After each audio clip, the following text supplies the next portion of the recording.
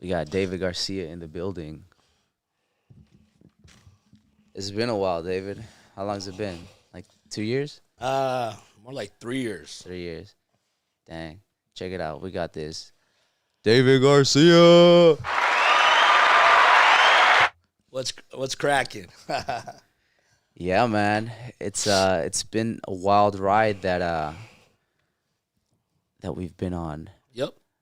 Especially with this COVID nonsense. Yeah. How do you feel about that? Um, I took advantage of the situation. Took out a lot of my competition. Yeah. Right. It made me think outside the box, and I'm in the insurance business. And Yeah, tell the camera for everybody who doesn't know who you are. Give us a little intro on Dave Garcia. my name is David Garcia. I'm CEO of DTLA Insurance Solutions, based out of Redlands, California, and I've been in the business 18 years. Okay, and I'm the best in the country at selling insurance over the phone. I'm licensed in all 50 states. In 30 to 45 minutes, I'm so passionate with what I do that I'm able to close a deal, which includes getting all the client's personal information, driver's license, social bank account, and being able to submit an application, which is very hard to do in this industry. Think about it, especially nowadays with everything going on, right? But I developed a system. The old way of selling insurance, I evolved. Me and my agents haven't knocked on a door in over a year and a half almost. All our sales are done over the phone in all 50 states, and we're blowing up. I'm partnering with Telemundo. Nice. I didn't know that. Yeah, they're coming tomorrow to finalize the deal. What are you doing with them? They're gonna have my ads up on their TV, on the radio and stuff. And Why'd you pick Telemundo? No, they picked me. All right. They saw my social media accounts, Nice. and they hit me up out of nowhere, and they're just like, you know what, we think you could resonate with our customers, and we want to do business with you. So the initial meet and greet was 2 weeks ago, and then they're coming tomorrow to finalize the deal. So I'm excited about Congrats, that. man. We're growing. I just did a living benefit testimonial video I saw that. with the National Life Group and Alliance Group. They flew out here, and that came out amazing.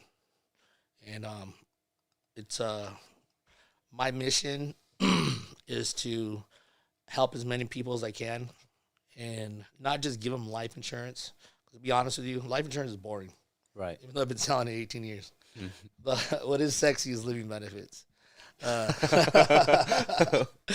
This is the type of insurance I sell. That's Actually funny. pays you if you don't die, and a lot of people won't get life insurance because there's no benefit for them, because it's an unselfish act of love. Basically, you pay a monthly premium, you die, and your family is protected.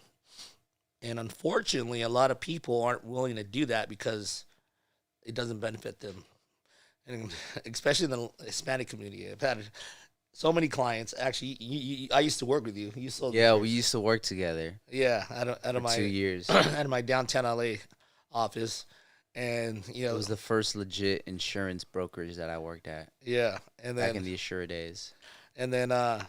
you get the old school Mexicans saying they don't want to leave money for Sancho, or Yeah. she could go back to Mexico, all kinds of stuff.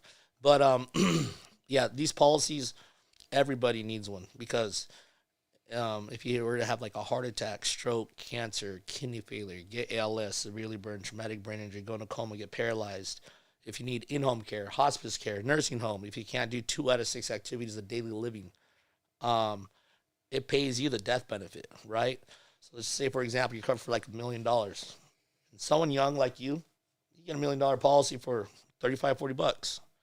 But say you get in an accident and you can't do 2 out of 6 activities of daily living, or heart attack or stroke. For us men, 90% of men that have heart attack or strokes, guess what? We survive. You know, you go to the gym and you see these 60-year-old cats, half their face is paralyzed. Obviously, they had a heart attack or a stroke. But guess what? They're going to be around another 15 or 20 years. You got that shit memorized, huh? Right?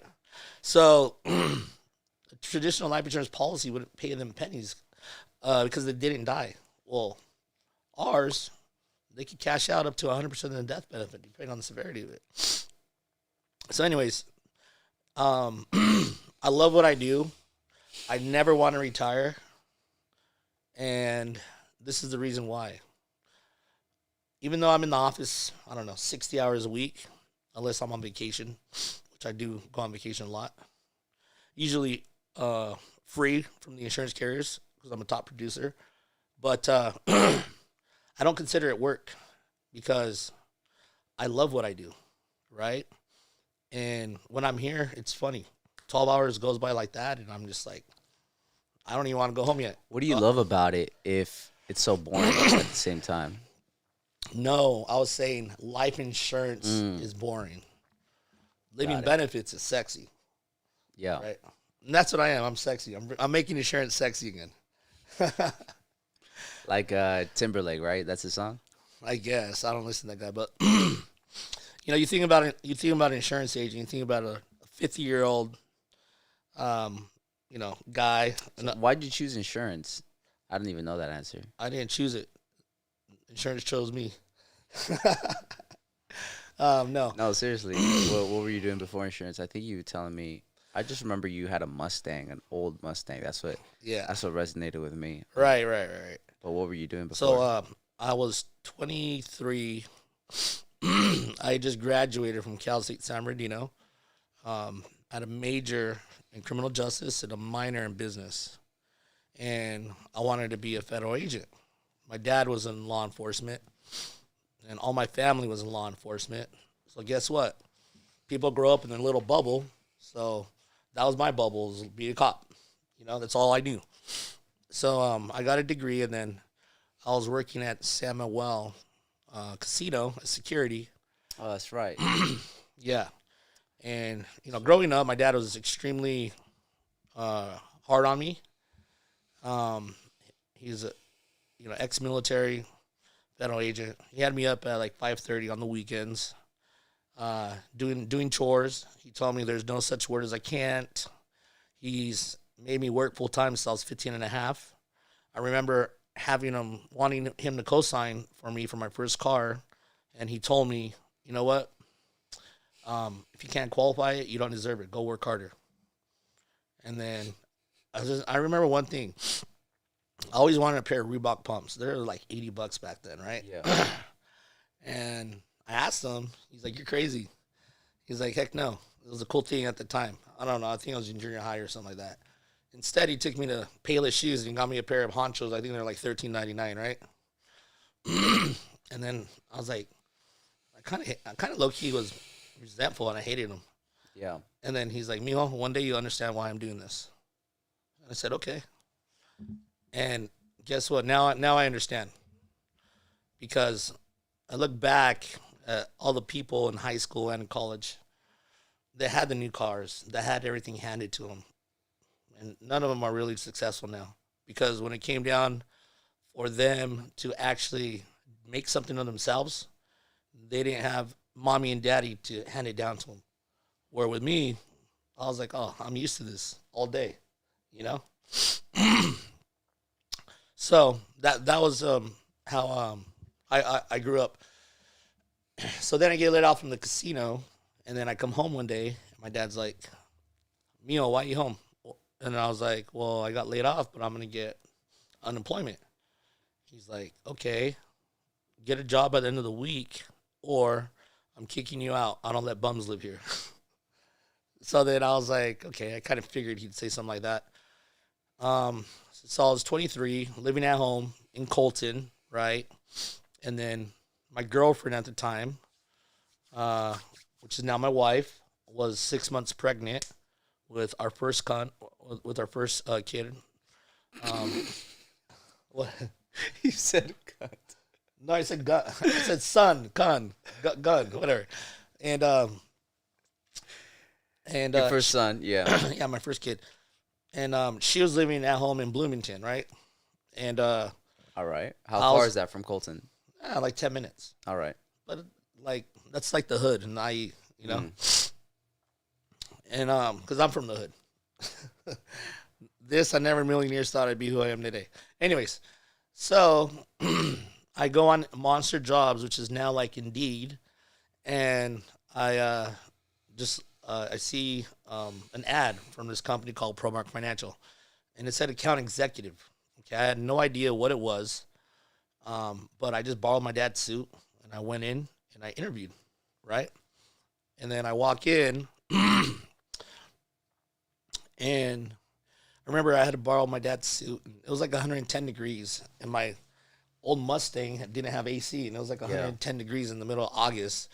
So I remember like my shirt like sticking in my back. Anyways, I walk in this office, nice office. There's like beautiful girls like walking around.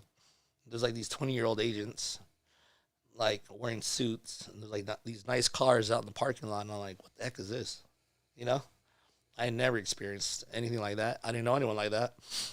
So then I go and I interview with the manager. And he breaks it down to me. He's like, hey, I was like, what do you do? He's like, we sell insurance and financial products. And then I was like, okay. So, you know, he explains it to me. And then he tells me, he's like, look, I have the number one agency out of the 15 agencies that out of my firm, right? I'm the number one producer out of all the agents that we had in our old firm. There's like 1,500.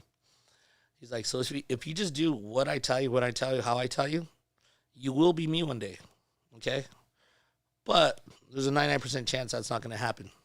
More than likely because you're going to be too lazy or whatever, you know?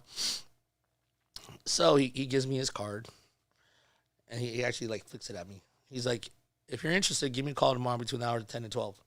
And if I feel you have the qualifications that we're looking for, and after reviewing the qualifications with all the candidates, because there's like 6 other guys out there, I'll give you further instruction and let you know how to proceed.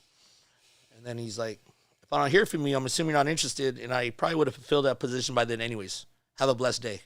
And then back then they didn't have intercoms. So he yells, he's like, Tara, bring in the next one. He yelled. Yeah. So I walk out, and I was like, what happened? You know? All right. So. Was this when you were with, so you were the first one that went to ProMark? Yes. If I remember correctly. Yep. So, guess what I called him? And I got licensed. I just did whatever he told me. I heard he was like really sick, this dude. Well, yeah, now he's sick. Is he like, did he pass yet? No, he hasn't MS. But I don't really talk to him.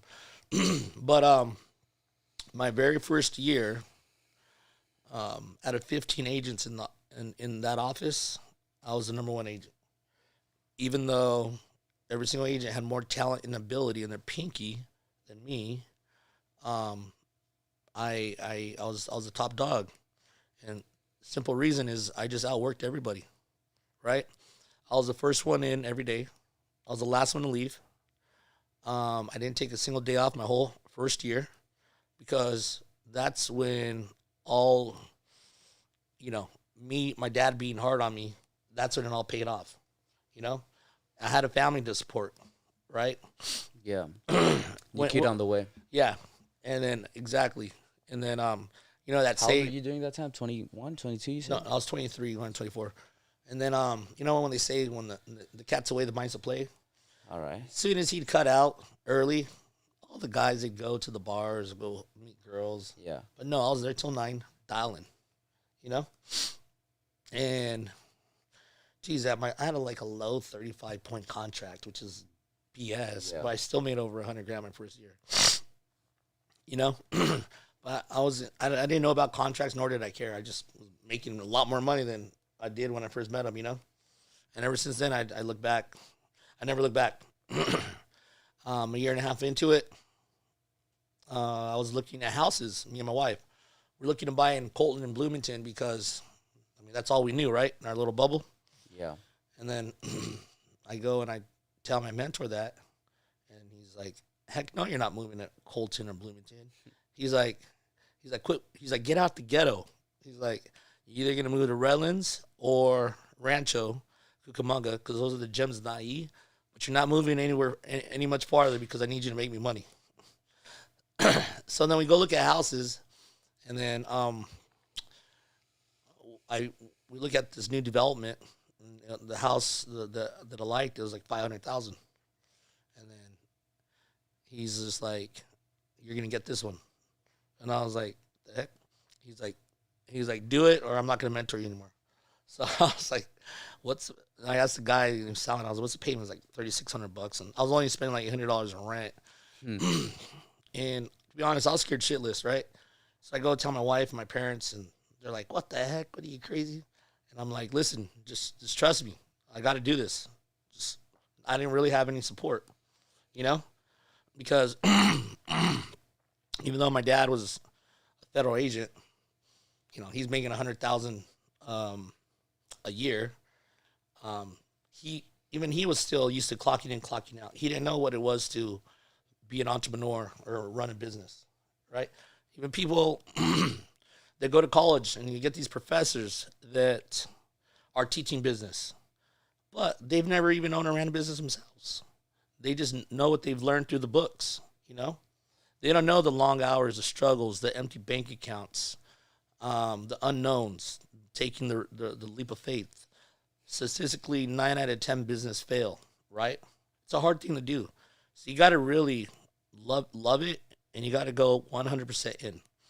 And that's the reason why people that own business and are successful, that's why they make they're successful. They make money because 99% of the people aren't willing to do what it takes to be successful, whether it's long hours or whatever. I have kids. My business is a kid to me, right? I have to do whatever it takes to make sure that it's fed, just like a baby would, right? No one understands it. No one knows it because they haven't been through it, right? But anyways, I think we got off track. What were we talking about? We were talking about your past and how you got to insurance. Oh, yeah. Okay. So we weren't on track. We weren't off. Sure. So I do that, and then... you saying that about business is your baby. I have to send a text to my team right now. Give me 1 second. Handle your scandal. Thanks, Randall. So, past COVID. So all the guys that are in the business now that Yeah. Dave Alvarado, Mo Bataji. Mo's already there, but he was? Manuel Rodriguez, and then all of Dave's cousins and family members. Manuel Rodriguez. Manuel Rodriguez. He's in corp? Yeah, he owns an insurance agency. Down there. He was supposed to be here today, but Manny? That's a different Manny. I don't know. Manuel Rodriguez. He lives here in town. Oh. I don't think I met him. No, I don't think so. He's actually starting up his own life insurance company. Oh, you told me about that. Yeah. And doing it off of cryptocurrency. Yeah. Anyways. I don't really know much about that. Yeah. So all my buddies, Manny he worked for the gas company. I used to tease him. He used to run the meters, getting chased by dogs. Dogs trying to bite his ass. And then you brought him into business? Yeah. And then Dave Alvarado, he was an electrician. He got I thought he was working at the casino. He was working at the casino, but then he got a degree to be an electrician. Oh, I see. And he was up in Ruse. That's how you guys know each other, right? Yeah, that's how we originally. Right. So then they see me, killing the game. They're like, "Oh shit! Well, if he could do it, I could do it." Yeah. But me, I just went in blind. I didn't know no one in the business. I just met this guy. I'm like, let's roll. I took a big leap of faith. But so I left there, ProMark Financial, and then I went to this other company. It was Insurance Wholesalers, which is now Assura. And then they followed me. just like they followed me to Pro Market Financial. And then I was there for like 10 years, right? Got a lot of experience from there. When I left about 3.5 years ago, I had the number one office out of 17 offices, and I was the number one agent out of the country. I don't know how many agents total.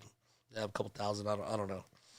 But then I was real successful, making a lot of money. But I was like, you know what? Instead of making 80,000, I want to make 800,000 in a month, and it's not going to be working for someone. Which I was an independent contractor, but You're still working for somebody. yeah. So I started my own company, DTLA Insurance Solutions, and it was hard, right? But now I'm at the top of the game. I got all the credit in the business, and we're moving forward.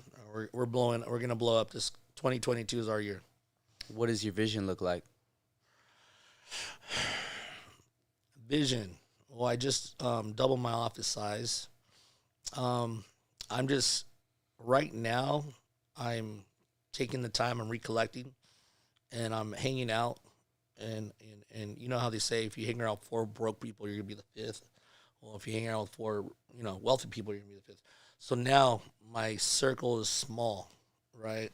And I'm just learning. Like yesterday, I went to the Dodger game with one of the guys in my agency, Richard Conlon. And the reason being is his numbers are 4 times what mine are. And he's the number one in our company. He has over 2 million paid business so far. He has another 2 million pending in the books, right? So guess what? I went to him. I'm like, hey, Does he have a team? yeah, he has a team, a little team. But I was like, whatever you're doing, I want to learn. It's very simple in this business. You just go to whoever's doing it, and if they're willing to teach you, take advantage of it. So on Saturday, we went to an Ice Cube concert in Vegas. And then yesterday we went to the Dodger game. And all I'm doing, I'm just gaining knowledge, just learning. He's 8 years senior than me. So he has 8 years more knowledge in the game. And I'm always willing to learn and take it to the next level. So I have a lot of bright ideas, and I'm not really going to go over that now, right? But it's going to happen. I got a clientele base of over 12,000 clients, and it's time to start utilizing them. I spent all these years building. Now I got all these clients that I haven't really had time to service because I was just too busy obtaining new ones. And now I'm going to go back to them and properly serve them and help them out with all their financial needs, retirement, 401k rollers, IRAs, annuities, insurance, term conversions.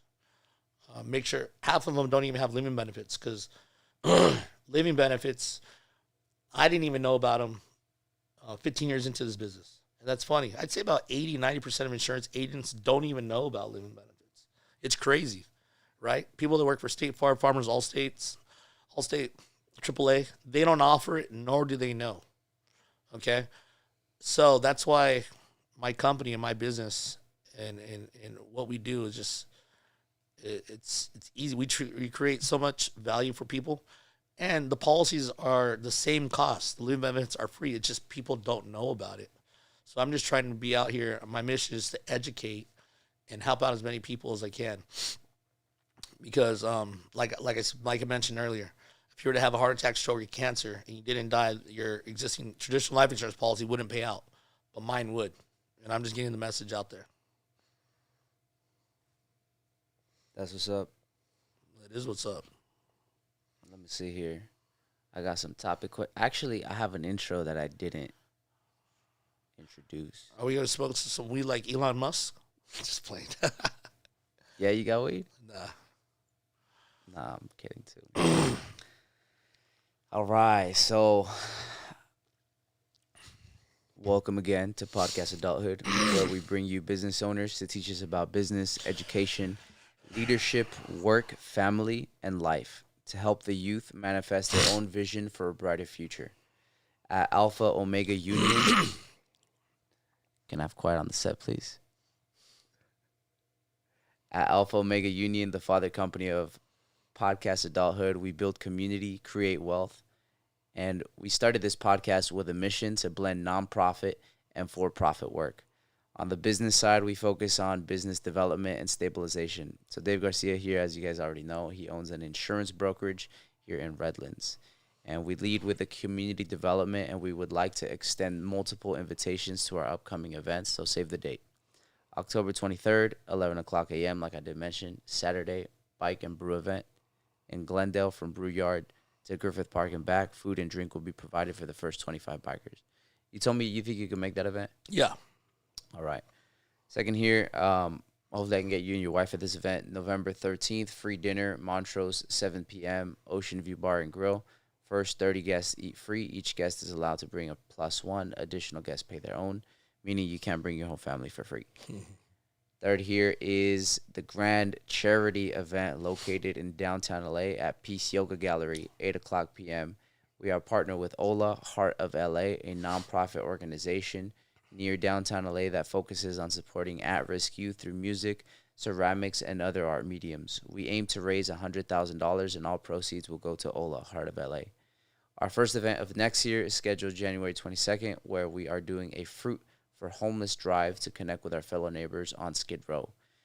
And next off, we would like to introduce you to our team of professionals, and after the podcast is over, Dave, we would like to connect you with them to help you grow your business and your wealth. Including myself, we have a team of 10 that provides specialized services for qualified business owners. My job here at Alpha Omega Union and Podcast Adulthood is to amplify the voice of our valued guests, build community, and connect people together. We connect business owners with each other, the youth, and the neighborhood, and the tools to grow. Now that you know a little bit about us, we're going to get to know you. We know about your past. We know about COVID. We know about your current state. We want to know some challenge points that you have in your business. Challenge points. Well, this business, I'd say only 1 out of 10 agents makes it, which if you go back on what I said, only 9 out of 10 businesses make it. It's the same stuff because being an insurance agent, 1099 employee, you're an entrepreneur. Essentially, you're your own business. And the reason is it's hard. It takes a lot of dedication. It takes your whole life. If you have to work 100 hours in a week, you will. You have to. Otherwise, you're not going to get it done. And that's a big challenge, even for me, because I have a 10-month-old and a 2-year-old daughter at home. A 13-year-old daughter that now she's in, junior high. My son, he just got shipped off to Cal State Northridge, just staying out the dorms, and low key, like my two older kids, 18 and 13-year-old, it's like I feel like I wasn't there because I was just working so much, putting in the hours to be able to give them the life that they have, So I kind of felt that I wanted to do it over. So me and my wife, we had, 2 more kids. But here I am still working these long hours. But because it's just like, there's no perfect solution. People think that like, oh, if you make money, money's the answer. And it's just like, no, it's funny. I ask people, I was like, do you know one person who's happy? Do you know one person who's happy? Huh? Yeah, I do. Yeah? Okay. And then what's the definition of happy? Smile a lot. But it's just like, even my friends that are way more successful than me, nothing's ever good enough.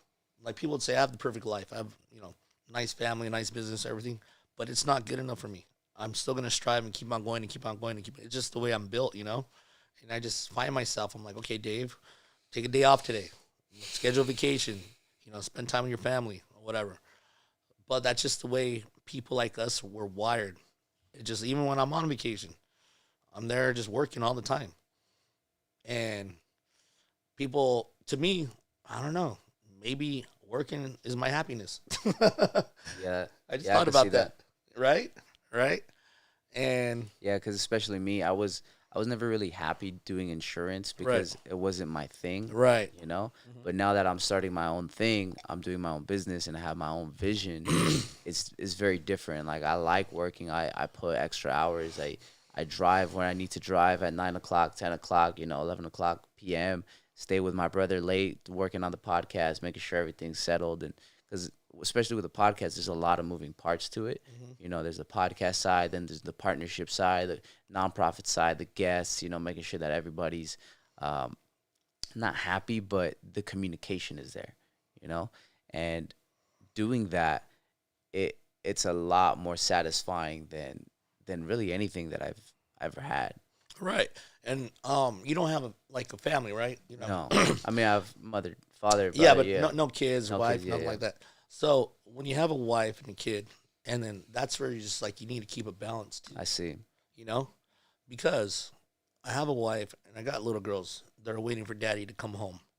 So it's just like yesterday, I took the day off because I went to the Dodger game to go, learn from the guy who's, killing it in the industry, right? But it's just like, you got to make a lot of sacrifices. And a lot of people, going back to challenges in this business, a lot of people aren't willing to make those sacrifices.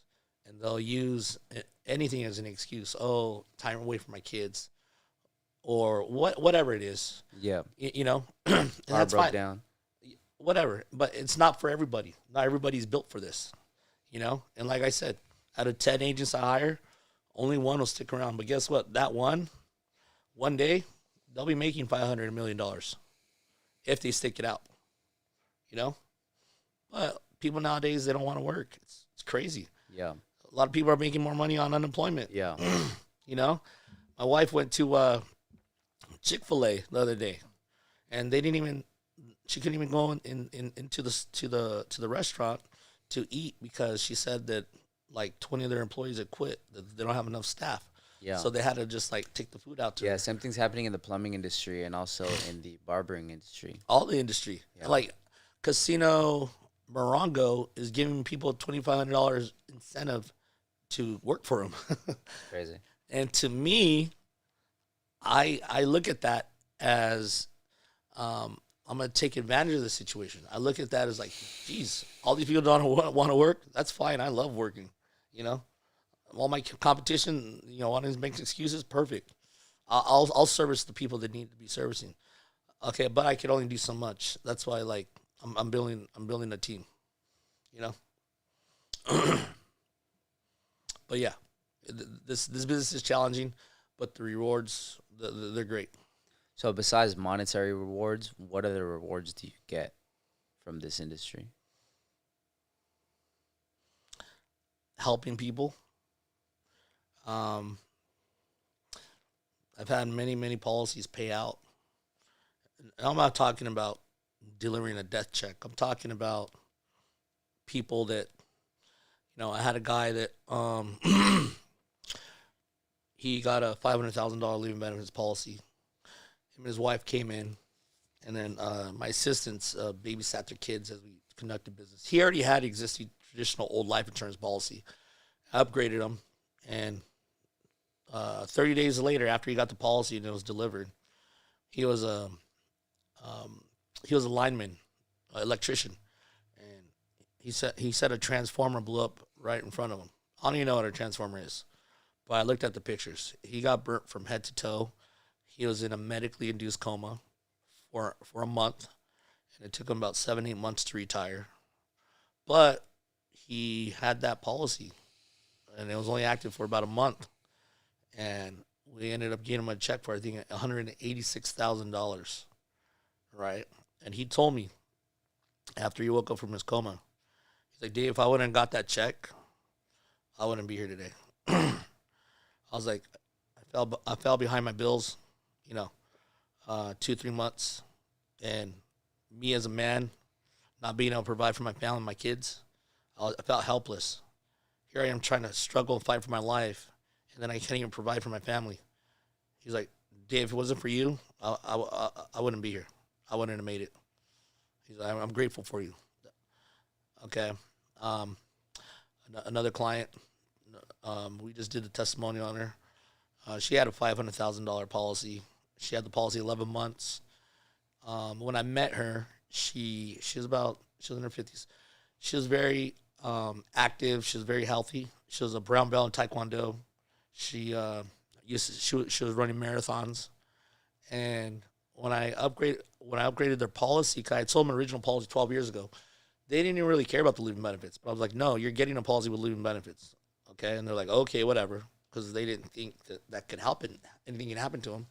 11 months later, she's diagnosed stage 4 breast cancer.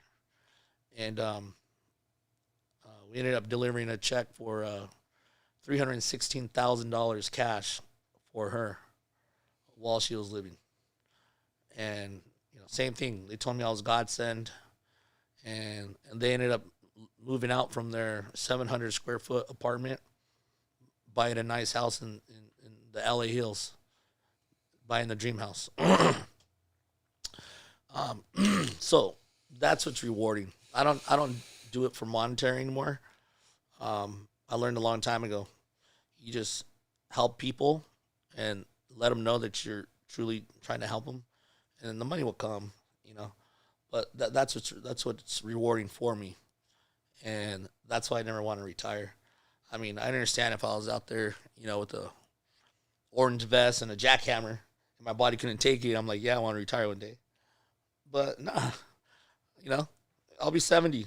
Get up, put on a suit, come to my nice office, shoot the shit, talk to some people, mentor some people, guide some people, go back to my home, my family.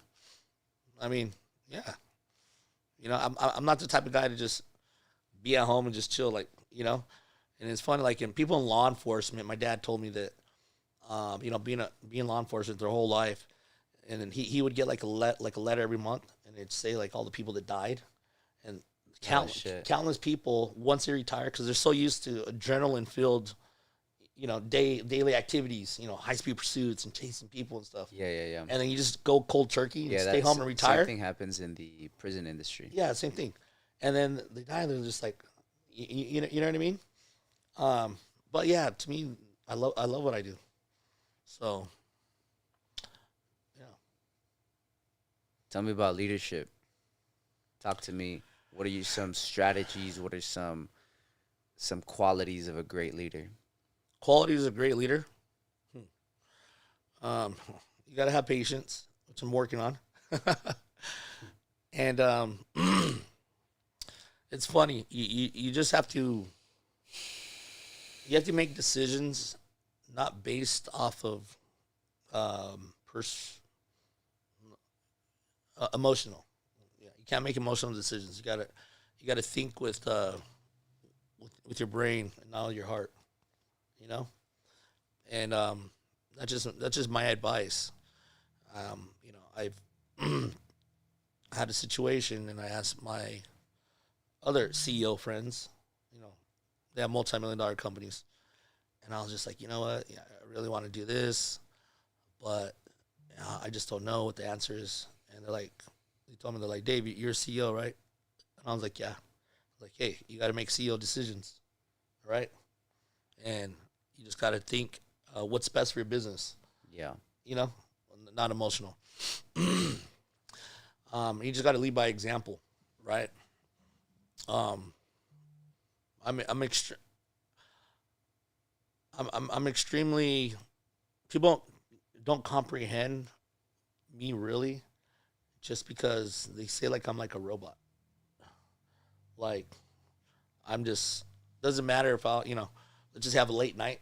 No matter what though, if I have to be here at 8, I'll be here at 8 or whatever. And I'm just always on the go. And I guess my downfall is I expect, just the way I am, I expect people to be the same way. But there's not a lot of people willing to work 68 hours a week. Because to me, that's normal. Yeah. But that's what it takes to be successful in this business, you know? In anything, really. Yeah, in anything. Well, being an entrepreneur, right? Whether you're on a taco store, nail salon, or whatever, you gotta build. You gotta dedicate your whole life to it, and nobody can comprehend it. Even my dad, when I got started in this business, he didn't support me because my first month I didn't make a single penny, because I had to get licensed. If anything, I was spending money. I had to get licensed. I had to get my my contracts or whatever. So a whole month I didn't make a single penny.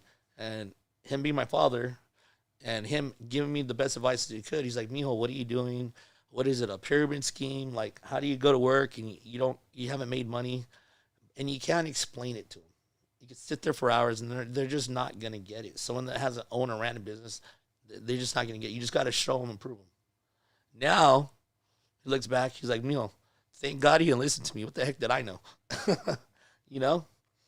And that's why this business, or being a business owner, it's hard. Yeah. It's hard. And even the closest people, they don't support you. They don't. Because in his own world, he was giving me the best advice. But someone that hasn't made $1 million can't show you how to make $1 million. Yeah. So you just gotta just stick with it. Don't give up. And obviously, you gotta have a good mentor. And it's common sense. If someone's willing to mentor you and they're successful, just take advantage of it. Because they're gonna they're gonna tell you exactly what they did. Okay? And they have no vested interest in having you not succeed. In the spirit of that, so right after we got off the call, I think it was Wednesday of last week. You remember that call? Briefly, yeah. I called my car lady, and I'm going to get myself a new car. Okay. That's it. Oh, nice. Yeah. Nice. What you can get? Challenger. Nice. Remember that day with the Porsche? That shit was funny. Yeah. That was a good day. Oh. It's a landmark. Yeah. Tell them about that day. I was sitting. I remember that day. Dude, you were fucking passed out in my car Yeah. on the way back from Palmdale. No, tell them the whole story. Tell them the whole story. Well, the whole story was that we sold 2 policies in Palmdale. So No, hold up. Okay. All right. Story. All right. So we go to Palmdale. I was your manager at that time. Yeah, you were my manager at the time. And I was taking you on a ride along, training you. Right. Right. And so we sell 2 policies in my what was it? It was a Volvo. We drove from downtown LA all the way to Palmdale, which was how long was the drive? Like an hour. It was like an hour drive, right? Yeah. Anyways, long story short, I know Dave likes to, put his little spice in the story. And I know your ass is already going to get a car. So don't pretend like it was something out of the blue. I was entertaining it. What do you mean? I was entertaining it. Oh, okay. But you were going to get it. No, I was entertaining it. Oh. Yeah. Anyways, you got a Porsche. You still have it? Or you gave up the lease? No. I bought like 3 or 4 cars since then. Let me tell them the real story real quick. All right, I'll make it short. Let's hear the Dave story. I'll make it short and sweet. So we go to Palmdale, right? And then we close 2 deals, and then You closed 2 deals. yeah, okay. And then your car had no AC. Well, you did have AC, but we're going up the hill. That's right. We're going up the hill, and you had to turn it off because your engine was going to overheat. Yeah. And I was like, what the And then here I am, like, You're dying, bro. I had to take off my jacket. Yeah. So we had another appointment. Knocked out. Yeah. So then we had another appointment. And then that day, I was entertaining buying my wife a Porsche. Yeah. Right? And I had just called the dealer. I saw it online, and I just inquired about it. Okay, I didn't, make it, I didn't tell them I was going to get it or anything or whatever. Yeah. And then, so that was like kind of in the back of my head. And then me being all hot and sweaty in your car. So I said, There's leather too. I was like, screw the last appointment. Yeah. We're going to the Porsche dealership. I'm gonna show you some gangster shit, right? So the Amazon, we're gonna go buy a car right now. We're gonna go buy a Porsche. You're like, okay, And we just roll up to the dealer, and then Actually, on the way to the dealer, I called him and I told him, hey, I was like, you know what? I'm going to go pick it up, start washing it, get it ready. You call Edmund too, or what's his name? Edward? Yeah, Ed. And then You I was still like, hang out with him? no. And then I gave him a copy of my driver's license and I gave him a copy of my insurance card. Oh, on the way over there, because I just wanted to be in and out. That's the way I do it. When I buy cars, I don't even test drive them or anything. I just go, I find a good deal, and I'm just in and out. And then that was at a Rusnik in Pasadena. I've bought 6 cars with them since then, or total. And then we just went. We bought a Porsche, and then I took off, and you're just like, okay. But I'm pretty sure seeing that is probably motivating you to get a car now, right? Well, it changed my mindset. You know, Yeah. for sure, it changed my mindset. I'm not very motivated by physical, like, material things, you know, but it definitely changed my mindset in the sense of, you know, if you want something and it's nice, you can just take it and get it. You aren't until, and this is what my mentor did to me, is I had a real good week. So on a Thursday, he gave me the keys to his he had a Mercedes SL 500. He put Lamborghini doors on it. He had 22 Asani wheels. He was like hood rich, and he gave it to me. And then he's like, "Bring it back on Monday. Take the rest of the week off. Have fun." And I was like, "Okay." So that night, me and my buddy, you know, it was a 2-seater. We go to the club. We're chilling out afterwards with the doors up like this, and I'm just, you know, riding it till the wheels fall off all weekend. And then I get back to him on Monday. I was like, "Oh my God, that's a sick ride." He's like, "I know it is." He's like, "Go get yourself one." Yeah. And I was like, "What?" I was like, "I can't afford that. How much was the payment?" He's like, "I don't know, like 1,500." I was like, "You're crazy." He's like, "No, I want you." He's like, "Go get one." And then I was like, "Shit." He's like, "Get one, like, I'll give it to the end of the month." So I tell my wife, I was like, "Hey, I need to get a new car." She's like, "What?" She cusses me out in Spanish. But I did, and I found one in Reno, I remember. Yeah. So I flew out there, a one-way ticket, and I drove back. It was a 650 BMW convertible. I drove back with a big-ass smile. What was the drive to California? What, like 7 hours, 8 hours or something? My face was just so burnt. Just because I was just like, you know?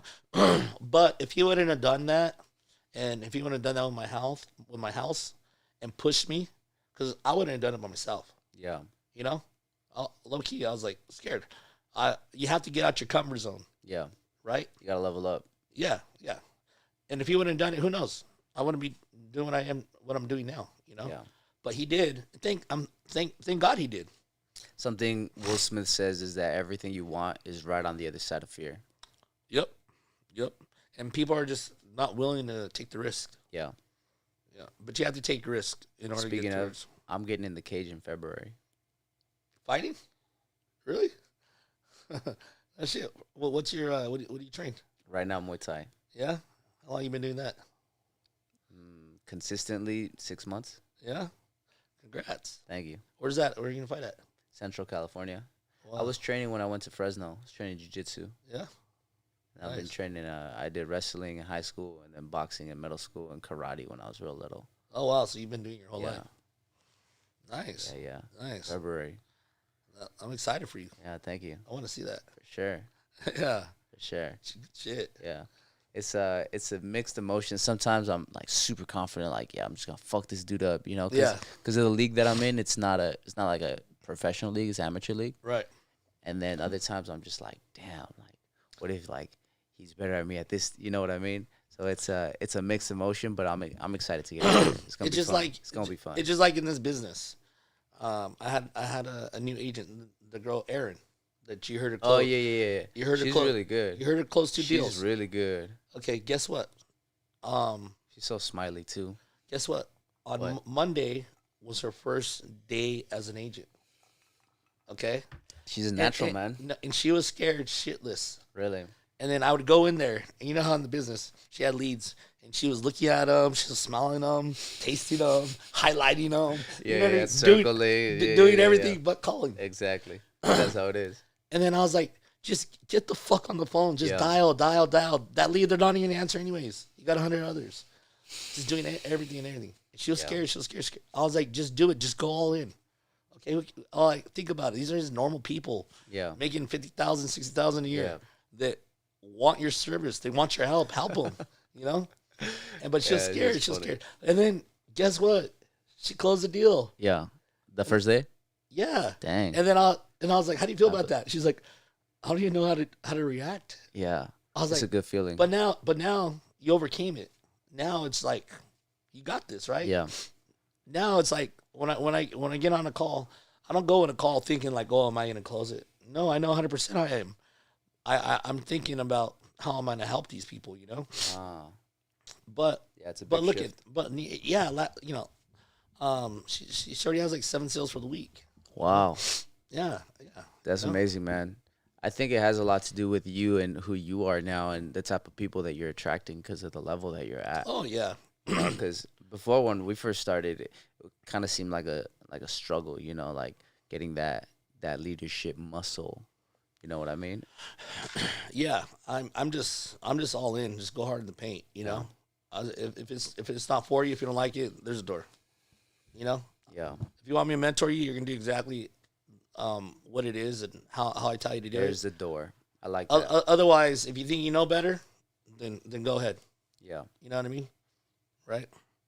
And I was like, you may not know why and why I'm telling you to do this. Okay, just like my dad, I didn't know why he was doing all this stuff when I was growing up. Yeah. Being hard on me. But now I know. You got to make CEO decisions. Yeah, exactly. You know? And they're not always, there's a lot of difficult ones. Yeah. But it is what it is, you know? And at the end of the day, I don't, it's funny. Like when I hire people, I'm like, you know what? Everything, what society says is normal or good or you should do, I do the total opposite, you know? And they're just like, what? Why? Like. You vaccinated? Heck no. God gave me an immune system that's 99% effective. Yeah. For everything. Okay? God will take care of me, right? I'm not into politics, right? I stay out of it. For what? It's not going to change. You know? Doesn't matter who's president, whatever. Guess what? It's not gonna. I'm still gonna be killing the game. You know what I mean? It's out of my reach. So I don't even bother getting into it, right? But all this stuff that they are teaching our kids in school, I mean, like it's warped. Yeah. It's lies. Something that I heard like Joe Rogan podcast is that the truth doesn't matter anymore. No, it doesn't. It doesn't. I mean, there's pictures in textbooks in junior high and high school of 2 guys giving each other oral copulation and shit. Yeah. Really? Yeah. It's fucking sick, dude. What the fuck? Exactly. That's why all my kids are going to private school now. You know. Yeah. I didn't know that. Yeah. Crazy. It's and then there's like they got race theory. I know. I heard about that one. I'm not going to get into it, but the elite, the power. That's the only way they're going to have control over people. You know. That's why they're trying to separate the family, the old. You know, where a husband and a wife have whatever. For sure. You know, they're trying to separate that. Yeah. And then you know. No, bro. Yeah, but anyways, there's nothing you can do.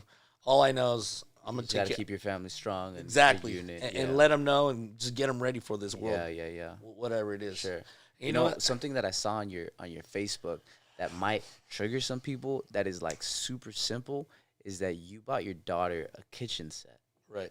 You know, and then I think you said something like so that she could find herself a really good man or something. You said something like that, or maybe I said that in my own head, but I live in LA and people are very like fucking weird about shit. You know? Yeah, LA. Yeah, and so the farther away from LA you get, the more normal it gets. Yeah. I went to Fresno like 3 months ago to go train, and then I was just eating somewhere, and the girls are so nice, and I was like, what the fuck? Like, why they like they're actual fucking girls? Like, they're nice, you know? It's a trip, bro. Anyways, so yeah, the kitchen set is something that really resonated with me. I was like, oh, dang, like, he understands the power of the family dynamic. Yeah, so this is my outtake it. My dad was a womanizer, right? He thought women were inferior. So was my old mentor from my first company, the guy that taught me everything. Right. My dad was the type of guy that said, I don't want to go in a battle with a woman. They're going to get us killed. This and that. They don't belong in the military. And my old mentor was, he wouldn't hire females. He thought they're inferior too. So that's kind of like the way I was raised, But. Well, not inferior, but different. Okay, whatever. But you know how they say women are going to take over the world? Okay. Okay. I got daughters now. Yeah. Okay. So, guess what? I have no vested interest to think otherwise. So, guess what? I'm training my daughters to take over the world. You know what I mean? And I tell them, I'm like, guess what? You're never, ever going to depend on a man. I'm going to train you and guide you. You're going to call the shots. You're going to be an entrepreneur. You're going to be a CEO one day. A guy's going to be lucky to be with you. Okay? And if he makes more money than you, that's great. But you're going to be doing your own thing too. Okay? Because I only have one son. I was like, and you're not gonna change your name. You're gonna hyphen it, if anything. All right. Yeah, and I'm getting them ready. So one day when they meet a guy like me, this guy's that try to sweet talk, and they'll be like, do you know who my dad is? Just stop while you're ahead. Okay. Yeah. But honestly now, I really only focus on hiring women now. Right. I see there's a full of women in there. Because it's weird. They don't make men the way they used to. Yeah. They don't. They don't. Women, even though they bleed once a month, they have less excuses than guys. It's crazy. It's ridiculous. Right? And I don't make the rules. I'm just playing by them. Yeah. For and sure. plus, they're better on the phones, and they just, I don't know, maybe because I'm a guy and then they're women and they'll listen to me more. Yeah. I don't know, compared to like a guy, maybe he's just trying to bump heads with me. I don't know. But I turn all the women that work here, I turn them into savages. Straight up. Just boss bitches. Yeah. And that just like I'm doing for my own daughters. Yeah. So I think it's good.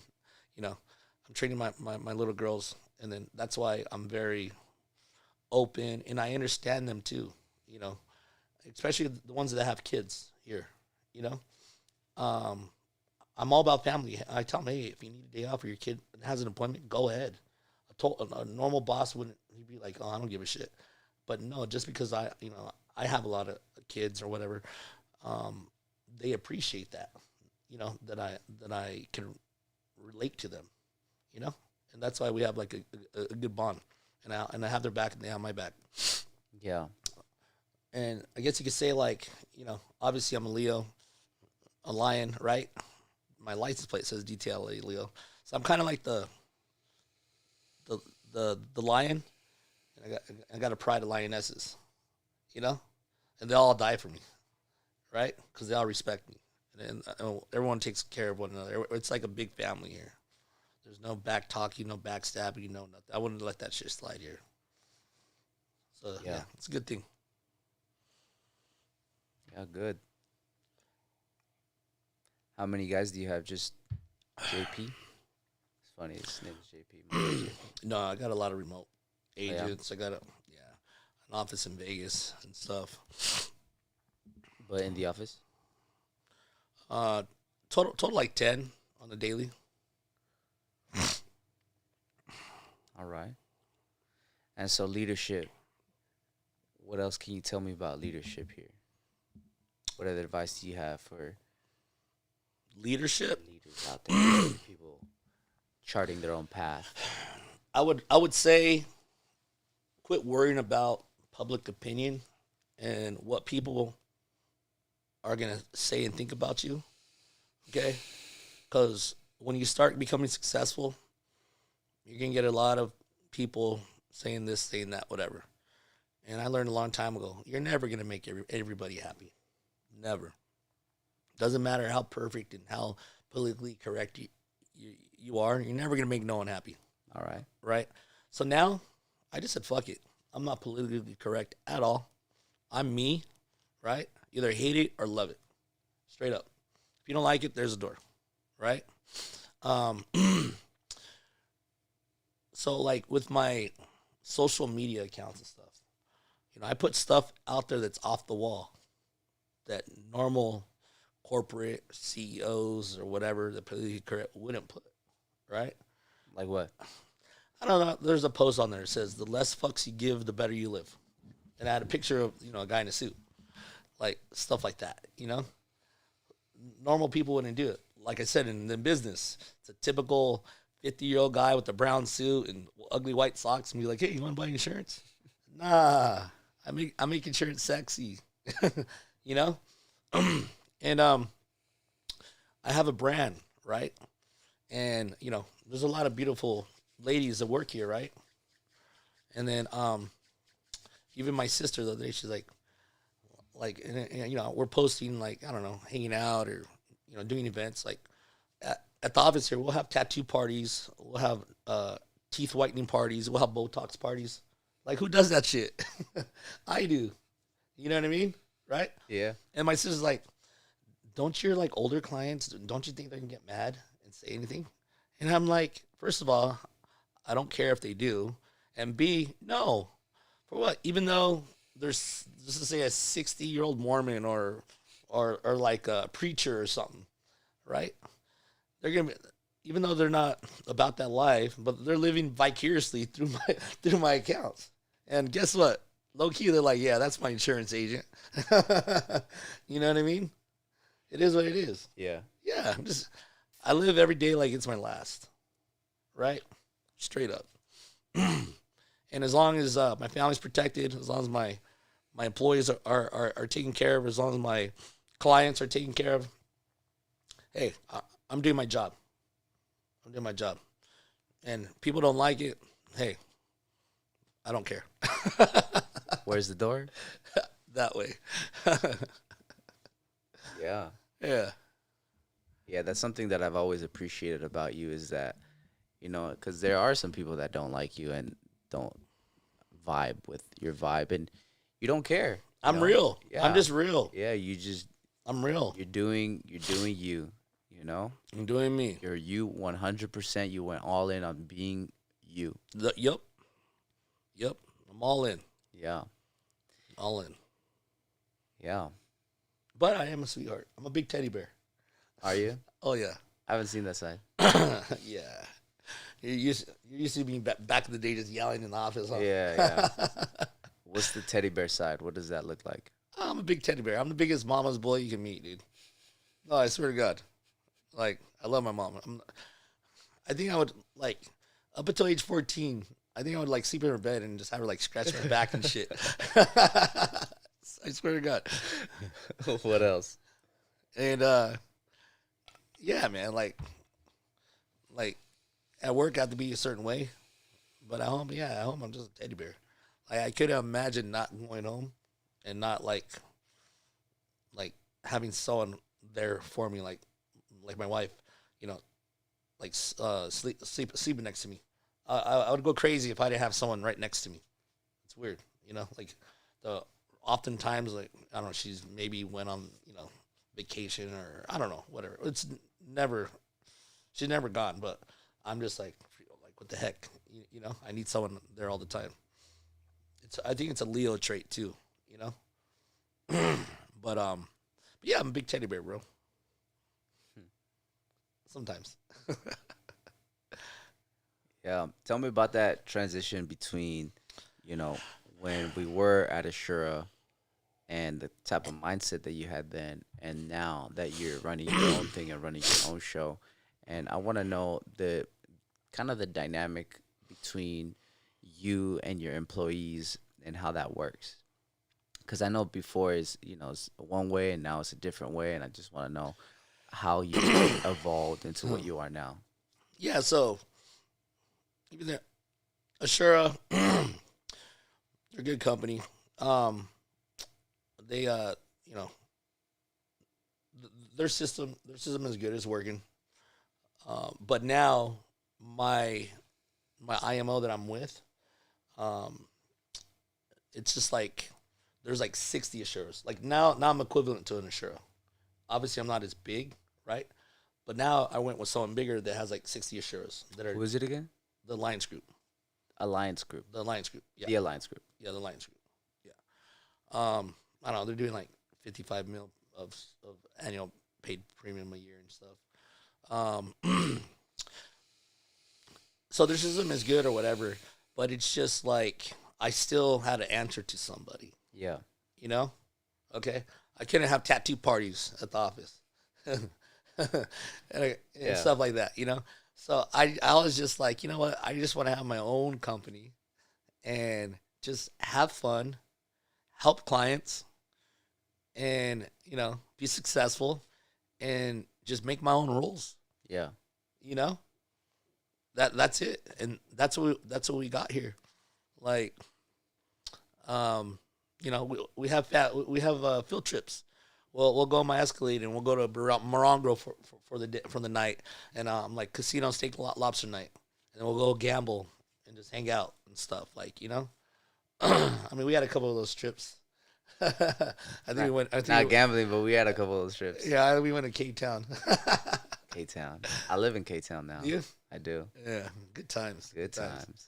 But yeah, that was the main thing is just I just don't have to answer to nobody. Yeah. And it's just fun. And yeah.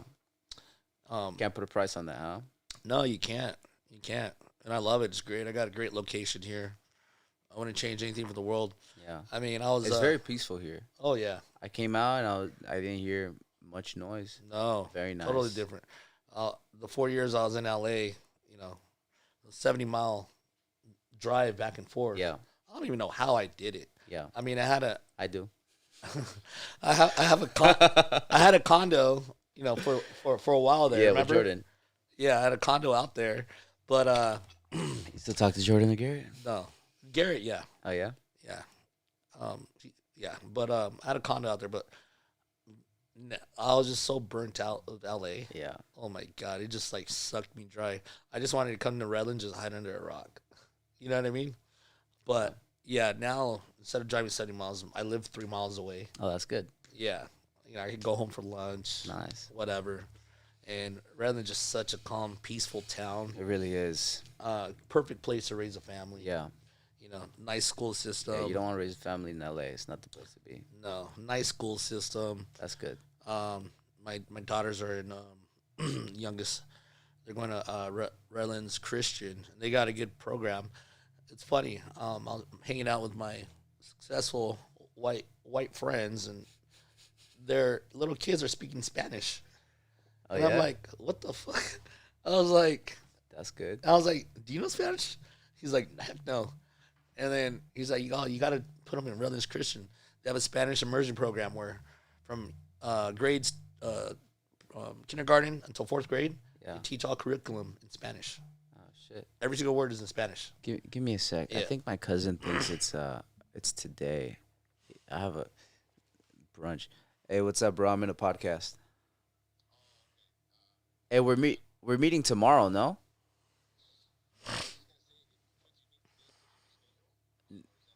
Nah, bro, I'm in Redlands. Yeah. You want to still do tomorrow? All right, for sure. All right, bye. All right. Yeah, Redlands, you were saying your white friends? Oh, yeah. So the Spanish immersion program. So grades kindergarten to 4th grade, all Spanish. Nice. So that's what they're in. They do a Bible study there too. So, Really? yeah. None of this Yeah. politic bullshit. There's not guys giving each other head in those textbooks. How do you even know about that? I saw it. I went to my son's orientation. In CSUN? No. In high school. Oh, your other son.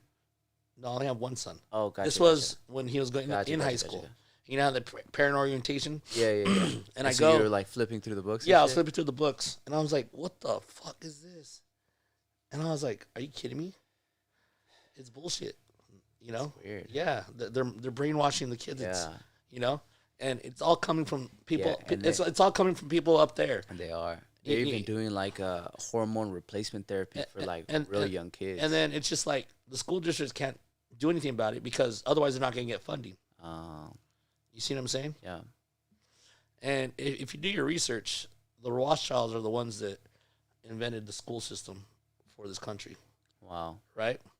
Right? So, guess what? It's funny. People, all these scientists and stuff, guess what? They agree with whoever funds them. You know what I mean? Yeah. Yeah. I've heard of this. Yeah. Yeah. They agree with whoever funds them. Yeah, for sure. Everything's censored. It's bullshit. So, Yeah.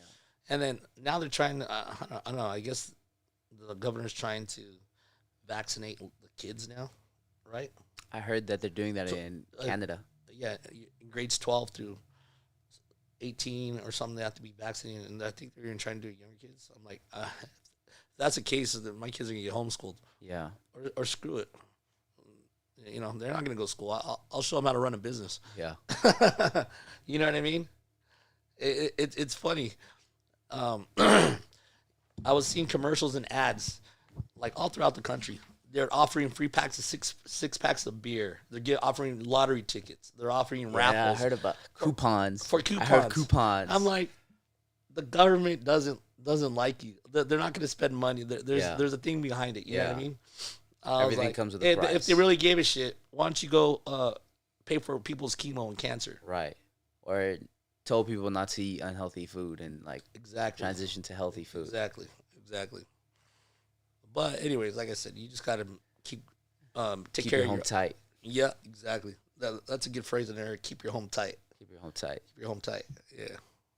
Yeah. Yeah, it's a trip, man. It's a trip. Yeah, I'm looking forward to after the new year doing podcasts outside of LA. I really want to branch out because LA is just such a weird bubble that I feel like I'm not really resonating with them anymore. And it's actually a breath of fresh air hearing what you're saying here because, yeah, the further you do get away from LA, the more sane it seems like people are getting. Yeah, you know? I know. Exactly. I know in Texas, the governor did an executive order where anything that has to do with the vaccine mandate or whatever, where you have to be vaccinated or you can lose your job. Yeah. He did an executive order to eliminate all that. Really? Yeah. And I know Southwest Dude, pilots. I got physically assaulted for not having my mask in a store. Or in LA. Yeah.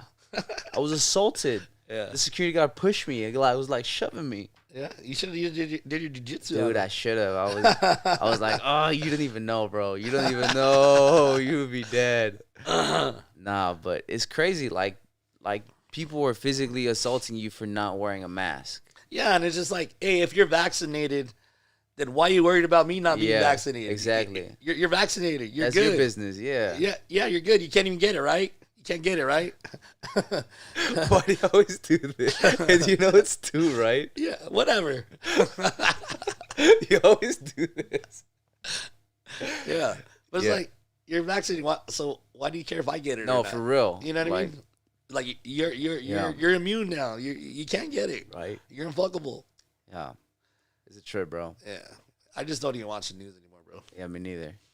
No, but, dude, physically assaulted. That's crazy for not wearing your mask. He was shoving me, like, fucking hard, you know? Like, Right. It's crazy. Like, I broke some, like, I hurt his dog or some shit, you know? Anyways. Yeah. And you need a vaccine card to get in sport events. Oh, really? Yep. You got a fake one? Huh? You got a fake one? Yeah, I got a card. All right. You got to tell me you connect. Yeah, and then I heard that they're doing like a QR code or something on your phone. Have you heard of this? I heard of something like that. Yeah. But I know to get in the Dodger game yesterday, I had to show them the card. Oh. And then to get into a restaurant/bar. Here or in LA? In LA. It was at Dodger Stadium. Yeah. And then later that night, what was the name of the place? La Descarga. I've heard of it, yeah. Yeah, you had to It's show on them. Western? Yeah, I think so. Yeah. You had to show them a card too. That's a fun spot, I hear. Yeah, it's Latin. You got to show them a card too, but you don't got to do that stuff out here. You know what I mean? That's good. Yeah. That's good. Hopefully, I mean, it stays that way, you know? Yeah, it is what it is. But in the meantime, though, Out here killing it in the insurance game. look at What are you doing in revenue, bro, annually? all of those are people that I need to write up, bro. That's a lot. I just haven't had time. What's your company doing in revenue annually? We're doing good. All right. We're doing good. That's good to hear. Yeah. So what else is new, man? You got 2 kids. How old are those 2 kids, the younger ones? Well, in December, they're all having birthdays. My wife's birthday is December 11th. The youngest is turning 1 on December 11th. She gave birth to our youngest daughter on her birthday. Oh shit, Yeah. that's crazy. You guys planned that? No. And then I mean, you kind of could try. You know what I mean? nah, it wasn't planned. And then my other daughter, Aria, she's 2.5, or she's gonna be 3 on December 13th. So I got like 3 birthdays within 3 days. Yeah. So which is good for me. It's just a 3 for we're throwing one party. Let's throw Christmas in there too. Yeah. That's cool. Right? Yeah. Yeah. What you guys do last year? I don't even remember, bro. I don't remember. It's all good. So then, This year she's she's getting an event planner. She's doing something big. That's cool. For the youngest, for her 1-year-old, because all her friends do it, so she needs to be in the in crowd. Oh, I see. All I know is I got to pay for it. Yeah. Probably a few $1,000, but whatever. Yeah, that's why you're out here working. Yeah. I mean, I'll make, I make the kids, and she can take care of them. I'll just, provide for them. Like, I don't know how women do it. She'll go to get her nails done, or to the spa or something, like on the weekend. I'll watch the kids for like 2 to 4 hours. And by the time she gets back, I'm not ready to pull my hair out. I was like, okay, here. Like, Why? Well, especially when like they're little. Yeah. Like the 8-month-old. I mean, Yeah. you can't even like take a piss or go to the bathroom without. Oh, really? You know what I mean? You got to get a babysitter to go to the bathroom and shit. It's hard, bro. They like freak out, or No, what happens? like you just have to be watched. Yeah, exactly. You can't put them in the crib? Huh? Yeah, I can, but I don't know. It's just a lot of work with both of them. Kudos to her. Yeah. She's an amazing woman. That's great. Mhm. That's great, man. And then yeah, I try to take, because me, I'm just at work all day. She's just at the house all day. So I try and make it a point to take her to dinner once a week, or take her out. Like this past weekend when I went to Vegas for that concert. It was actually for business. Yeah. But I actually ended up taking her and the kids. I was like, hey, To Vegas with you? yeah. All right. Yeah. I was like, hey, Saturday, I'm gonna do my thing. Yeah. But Friday night, we went out to dinner, went to Yeah. STK Steakhouse. We stayed at the Aria. Nice. It was funny because my daughter's name is Aria. There you go. And then we stayed there, and then the next day we went to brunch, and then I did my thing. I won about $2,500 gambling afterwards. Nice. On Sunday we went to Old Town, took the kids or whatever, and came back.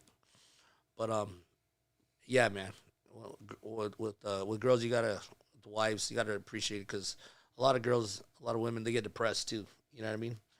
Like that shit's real. It's just like I couldn't do 4 hours, let alone like all day, every day. You know what I mean? Yeah. So you just gotta, for all you married guys out there, make sure you appreciate your wives. And give them a little break every now and then. I see the teddy bear. That's the teddy bear right there. That's my teddy bear. Yeah, but most of the time they're just yelling at you.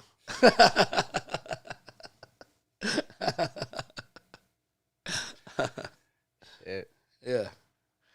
Life is great though. All I gotta say is happy wife, happy life. All right. That's it. That's funny. Yeah. Trip. But my friends that are getting married, I say, don't do it. Nah, just play. My buddy's getting married on Sunday, actually. Yeah. See how that goes. Does he have kids? He does not. No, he has a business with her. It's their baby. That's what's up. Yeah. Power couple. Yeah. That's sexy. Yeah. Yeah, they're real good people. He actually was the one that got me in touch with a marketing guy.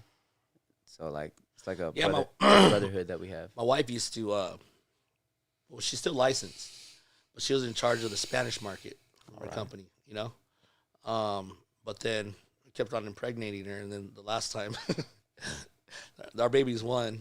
So I just told her, I was like, you know what, just go ahead and just stay home. Yeah. I'll take care of it. But no, Yeah. she was in the office working with me. She's a real good closer too. Oh wow. Yeah, well, Right. she lives with the best one, so Okay. All right. you know what I mean. But yeah, but I think now that the baby's getting a little older, Yeah. like my office is huge. I'm low key actually thinking of making one of the offices like a little Tattoo shop. no, A Botox clinic. no. Actually, we're having a tattoo party tomorrow. Oh yeah. Yeah, he sets up here. What are you gonna tattoo? Oh, I don't know. The girls want to get some. I don't know. But I'm actually gonna make one of my offices like a little Lions Den Club. All right. Just all Cigars. kid friendly. Oh, no, okay. no. Lions Like- Den Club. Gotcha. Like a Cub, Lions Cub. Oh, a Lion you Cub. said club. I was Yeah, like, and then I saw cigar back here. I was like, Yeah. okay. No, that's gonna be out there. Yeah. Yeah. With the other offices, the empty one, the big one. No, I'm probably gonna move the agents where JP is Uh-huh. over there, and then Got that way it. the close, Uh, and then that way she can come and bring the kids, and even the workers that have kids, yeah. they'll just be kid friendly. Oh, And that's then- awesome, bro. You know what I mean? That's awesome. Yeah. I'm real happy for you. Yeah, who would do that? Me. I'm Yeah. I'm an innovator. Yeah. I want my employees. You know, I'll bring a kid to work on Friday type of day. You know what I mean? Oh. And I have the older kids like watch the younger ones and shit. Mexican how, style. How awesome would be that? Yeah, that'd be good. Yeah, exactly. That'd be good. Order That'd be pizza. great. Yeah, Yeah. everyone's happy. you know? Yeah, that'd be great. Yeah, man. I'm excited for that. But Out of all the things you said, that's what I'm most excited about. it's in the works. It's gonna happen because Cool. With half like of the people have kids here. ball pit, or what are you thinking? The what? A ball pit. Oh, What are you thinking? I don't know. Erin, she's the one who's gonna Okay. design it all and all that. That's cool. But I mean, all the offices have like big screens in them and stuff, so it shouldn't be hard to do, you know. Yeah. That's cool, man. Put it like a PlayStation 3 in there, and I thought it was gonna be like more like physical, like little slides and like, you know what I mean? no, it's gonna be. How old are it's- the kids? exactly. So I mean, I know Erin's kids are like my daughter's 13, and her daughter's like I think Oh, right. 11. They got a 7, and then I got the infants. Yeah. Okay. I So see. something for everybody. I see. You know what I mean? Probably Like put a little like kitchen yoga in ball. there. All right. You know what I mean? Put Yeah. a PlayStation, put like little chairs, desks, Mhm. so they color draw all kinds of stuff. You see, Yeah. that's plus the holidays are coming and all that. You know, Yeah. you see, that's what makes me happy, and that way I wouldn't feel bad for working all the time too. I mean, that way Not that you do. because my wife, she'll come a couple times a week, drop off the kids, and go do an appointment or something. But that way we have like a spot. Otherwise, I'm paying my assistants, $25 an hour to babysit my kids. You know what I mean? Yeah. Yeah. Cool, man. That's exciting. That's fun. How many kids do you think you're gonna have in here when it's all said and done? Like 7? 1, 2, 3, 4, 5, 6. 6 plus I think Heaven will bring her niece, so 7. What a lucky guess. Yeah. Cool. Yeah. Let me see what other topics we got going on. Vision. So we talked a little bit about vision here with your company. Tell me a little bit more about your vision, something long term. What do you see yourself doing? Maybe outside of insurance, because I know you're very insurance focused and driven. I want to know Dave Garcia outside of insurance, maybe even outside of his family, what that looks like as far as your vision. Yeah, I've been thinking about that lately. I think I'll have my kids take over the business. You know, I know my daughter's really interested in it, right? The second born? Yeah, Alexa, she's 13. Yeah, I mean, insurance, that's my life. But I've been talking a couple of my buddies that, one has an insurance agency and another one has multiple agencies. But I'm going to be venturing out and doing other things here in the near future once I get some shit situated here. But yeah, my vision for this company is, like I said, I got all the clients in the world now. I need to start focusing on hitting up each one of my clients and seeing how I could really help them, see what their problems are, and offering solutions. Because I really haven't had a chance to, just because I've been just focusing on getting new clients. But that's what I'm gonna do. And like with one client, there's just so much opportunity. Getting the initial term sale, $100 a month, that's peanuts, that's pennies to how we could really help them out. They have old 401ks. They need to start a retirement account. So they probably have 2, 3, 4, 5 other policies with no living benefits that we could combine and stuff. That's interesting, because I'm thinking about it from a marketing point of view, what that would look like to hit them all up. Is that something that you're going to be cold calling all of them, or? Well, it's not a cold call for your client. You know what I mean, though, right? Like, yeah. A call. Yeah. Are you thinking of doing a mass campaign on it? No. What I was thinking and what I was talking to my colleague Richard yesterday was send out send them a piece of mail and give them a heads up and letting them know that we're going to be giving them a call and letting them know all the other products and services that we offer. And that way, kind of preps them. You know what I mean? And then kind of maybe they'll have like their stuff ready. Yeah. Type of deal. Yeah. You know what I mean? Yeah. I'm not going to wing it. Yeah. No, of course. Yeah. He actually developed process. He actually developed a brand new CRM system. Yeah. Go high level Monday. No, I already have high level. I already have lead L. Something better. So I got all these thousands of old files. Yeah. You got to input them. Yeah. So by the end of the year, that's going to be my objective. So everything's digital, everything's modern. Yeah. And then got to digitize all that. And then that's why I'm saying 2022, everything's just going to be in order. Yeah. And then boom, then I can start. All the ducks are going to be in order. Yeah. That way we're not double calling people. Yeah. Makes us look, yeah, for sure. Especially with insurance, because, I mean, back in even like 2 years ago, 3 years ago, it was all paper. Yeah. Yep.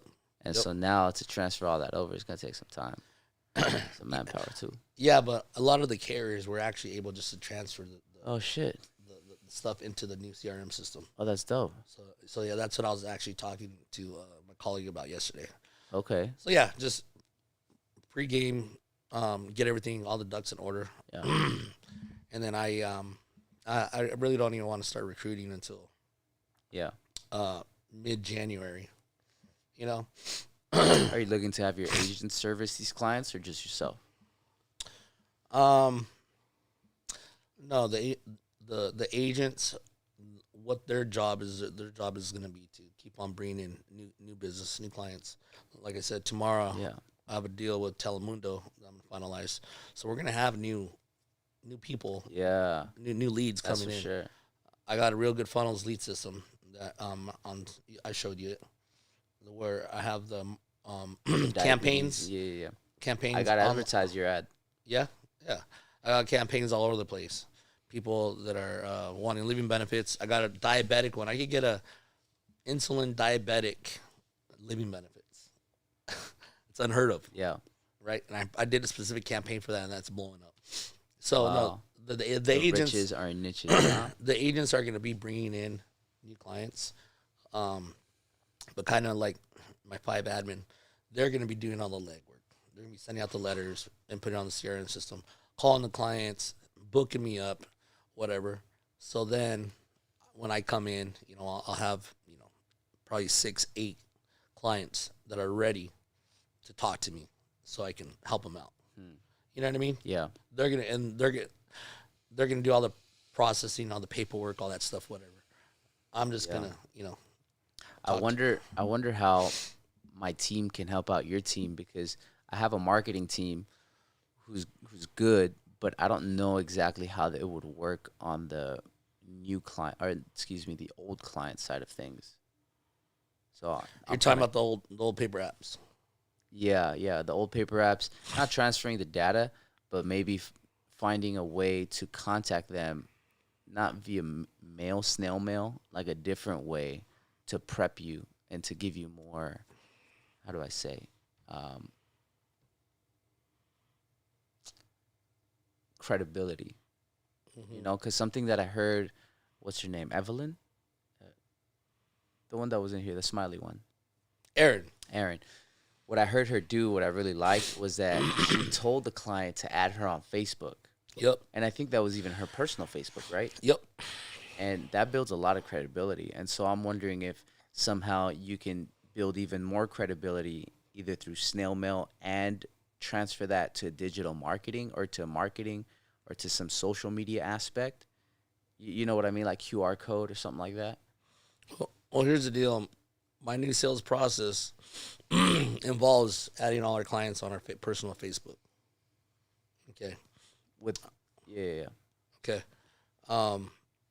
So imagine you're a client. Okay. A year, 2 years go by, and they're liking your post and commenting and hey, nice family, whatever.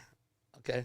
So when we call them to do the review on their policy, guess what? They're not going to have no problem giving us their assets, giving us all the information that we need to help them out, right? Because we're like family. Yeah. You see what I'm saying? No one gets that. Yeah. And I've been doing that last year and a half. That's smart, bro, because I know at Assura it was like one and done. You go in, you go out, you build no relationship with them. You're actually looking to not build a relationship Exactly. So that's key.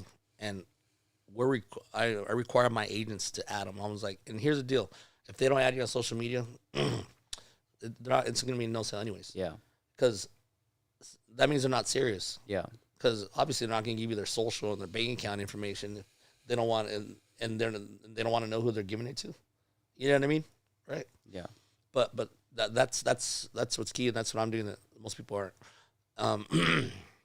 Is that adding them on social media, so that way in the future they're gonna be like, oh hey Dave, like yeah, they already know you. Exactly. People they buy see from you people post who know and they trust. Yeah, and then also what I'm doing is when we get the policy, I have a policy delivery script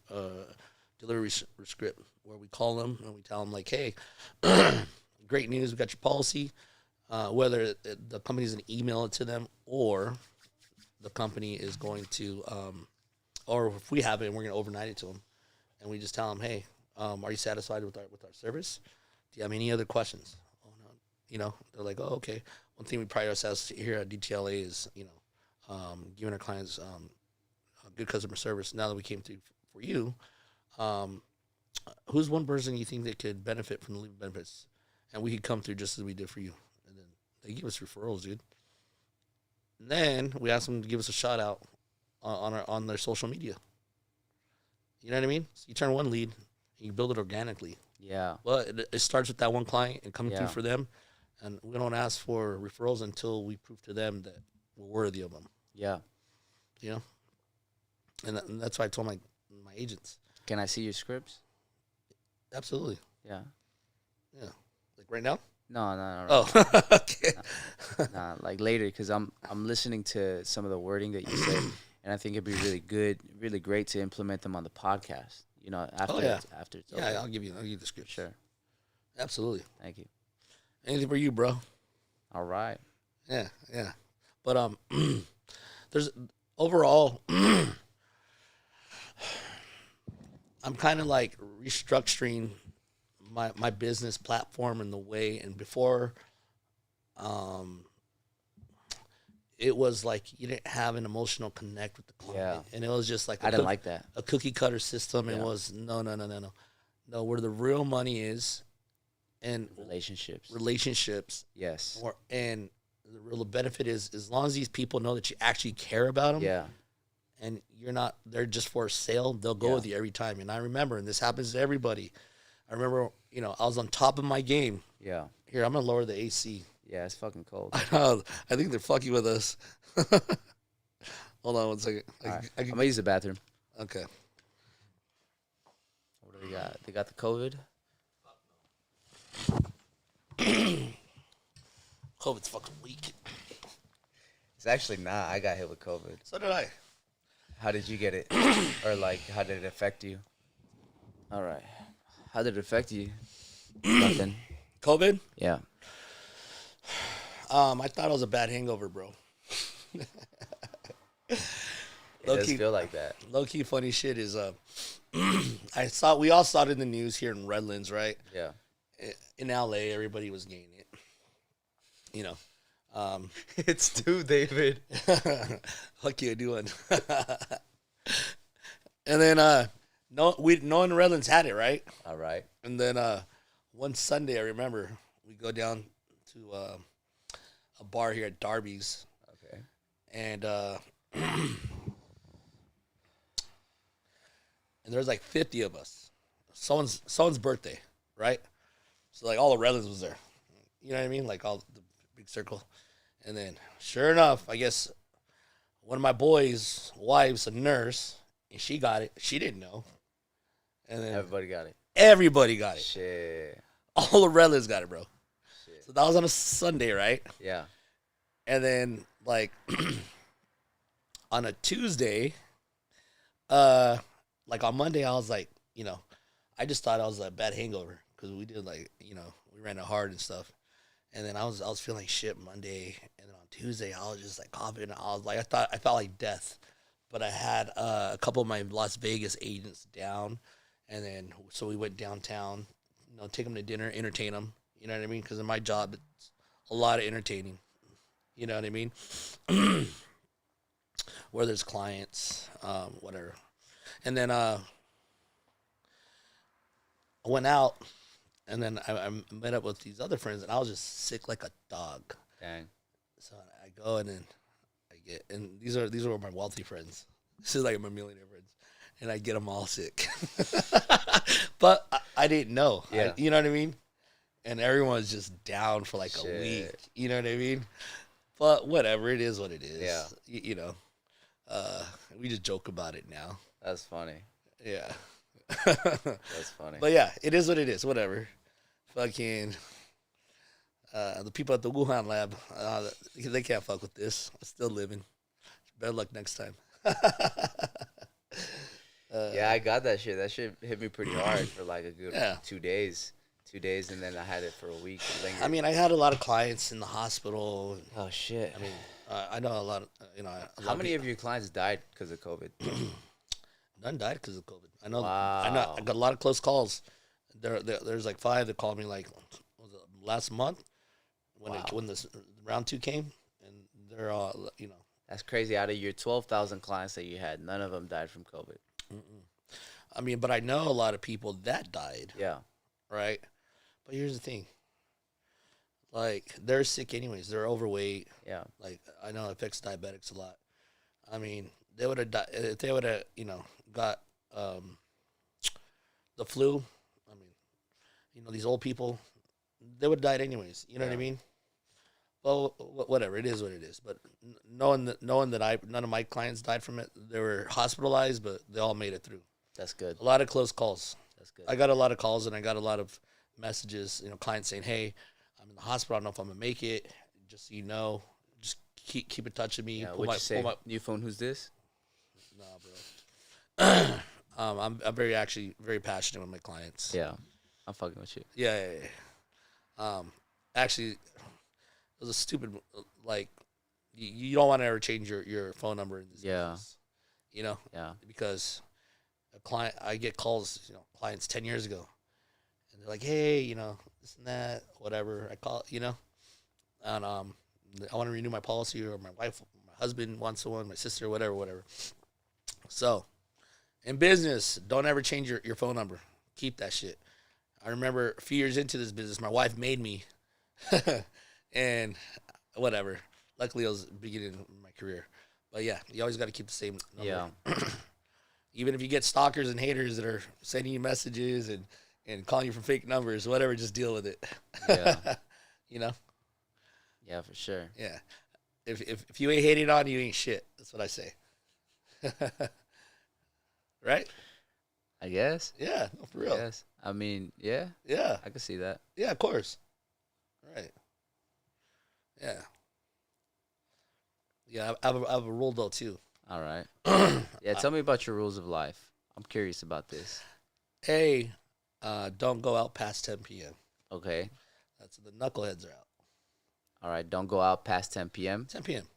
What do you mean don't go out? Isn't that like... Meaning like, you know, if you're going to go out to the bar or hang out Yeah. with your buddies or whatever. Like, it's different if you're like with your family and like doing that Okay. stuff, whatever. Or if it like I was in Vegas, that's totally different. Yeah. But like down here, downtown or whatever, I don't go out past 10. What do you mean? Like if you're gonna go out, Like with family, you don't go out past 10? Or no, you just don't go out past... like with the boys, like Oh. with the boys. With the boys, you go out like at 9 and then you stay out late? Or... No. I'm curious. Meaning, okay, I have a philosophy. All right. You know Tupac and Pop Smoke. Yeah. Okay, when they died, they went out guns blazing. All right. You know what I mean? Yeah. They're gang banging to the day they died. They're just throwing up their signs. And as opposed to someone like Ice Cube, who I just saw in concert. You know what I mean? And he was actually with Exhibit and Warren G. Amazing concert. Or like Dr. Dre. Or like Snoop Dogg. Guess what? Those are the biggest thugs, you know, coming up. And they use their influence, you know, and it was a bad influence. They're gangsters, which I love them, right? But they knew when you reach a amount of success, you got to know when you need to relax and balance and take a balance. Okay, you got to balance your lifestyle. Okay, there's a certain point where you're gonna get caught slipping because guess what? There's gonna be some motherfucker that used to be you 10, 15 years ago that's trying to make a name for themselves. You see what I'm saying? Right? So they're smart. Ice Cube, he relaxed, you know, and he started making movies. He made Friday 1, 2, 3, right? Right? He's successful as fuck, right? And I just saw him in concert, and he's still gangster. Like, he was just bringing it down. Like, it was crazy. You know what I mean? But he keeps a balance. Whereas opposed to Pop Smoke, I guess he was he was executed at his own house, right? And then Tupac, you know, got shot. They're just overdoing it way too much. And if they would have just took a step back and relaxed and compose yourself, be like, hey, look at you're not you're not the street gangster anymore. You're a businessman. You need to relax and Focus on your business. focus on your business. Exactly. Quit doing the stupid dumb shit Yeah. and getting caught with guns and all that bullshit. You know what I mean? And that's what I call. That's why I don't go out past 10 anymore, because there's no vested interest. You know what I mean? Everyone out there. There's guys that, they're just looking for trouble. Yeah. You know? Yeah. Right? If I want to go, have a drink or go eat dinner, I'll do it during the day, like during my lunch. So you don't go out past 10 anymore? No. Since when? It's a while. Yeah. Yeah. By 9, I'm home. Wow. Yeah. I got a family to go home to. Trust me, I have a lot of friends. Yeah. And they always call me all the time, and I'm like, nope. If anything, you come to my office. You know, we can smoke a cigar here. Drink a little whiskey, but that's it. They'll come and they'll hang out, and then they'll go downtown. But I'm like, nah, I'm going home. You know what I mean? Wow. Yeah. Because I would have never guessed it. Because I know. Yeah. I go out there. Look at me. Like anywhere I go. Yeah, but I mean, you were looking like this back in the day. You go out past 10. I know, but what was that switch in you? I just grew up. God gave me a lot of chances, and I don't take it for granted anymore. It just comes over time. Yeah. You know what I mean? They say guys mature later than women. Yeah. Realistically, guys mature like around age 40, where they just like, I just turned 41, where they just relax and they're just like, okay, now, because I used to be the guy, popping bottles all the time. Remember that? I do. Yeah. I used to be popping bottles all the time in Hollywood and thought I was cool.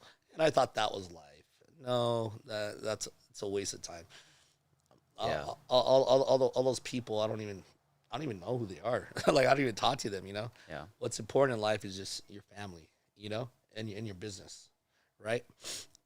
So, yeah, I just grew up. It's part of growing up. Now, what my life is taking my family on vacation and stuff like that, So I'll work my ass off, I'll do 68-hour weeks and love it. But then, 1 week out of the month, I'll go on vacation. You know what I mean?